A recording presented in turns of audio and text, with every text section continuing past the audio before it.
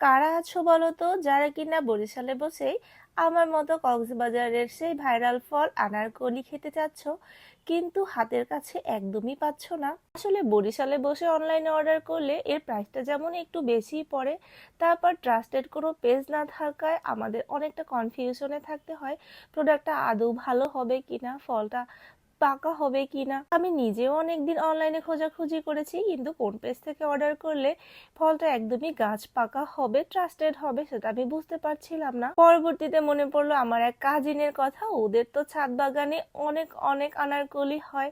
আর সেটা মনে পড়তে আমি ওর কাছে বলে ফেললাম খাওয়ার জন্য, আর সেও আমার জন্য ফল নিয়ে চলে আসলো। এখানে প্রায় 2 কেজির মতো ফল ছিল, আর ফলগুলো হাতে পেয়ে আমি অনেক বেশি খুশি হয়ে গিয়েছিলাম, কারণ প্রত্যেকটা ফলই গাছ পাকা ছিল এবং এগুলোর টেস্টও অনেক বেশি ভালো ছিল। এই যে আমি এখানে একটু সামান্য পরিমাণ লবণ আর সামান্য পরিমাণ চিনি অ্যাড করেছিলাম, যদিও চিনিটা অ্যাড না করলেও হয়ে যেত, তারপর আমি একটু অ্যাড করেছিলাম। আর এটা টেস্ট করার পর আমি তো জাস্ট ফিদা হয়ে গেছি। আমি এই 2 কেজি ফলের প্রায় 1.5 কেজির মতো আমি একাই খেয়ে ফেলেছিলাম। তোমরাও যদি ইন্টারেস্টেড হও খুবই সীমিত প্রাইজে এটা খাওয়ার জন্য, তাহলে আমি অবশ্যই ওর পেজের লিঙ্কটা দিয়ে দেবো, চাইলে ওর কাছে অর্ডার করে এই ফলগুলো আনিয়ে নিতে পারো।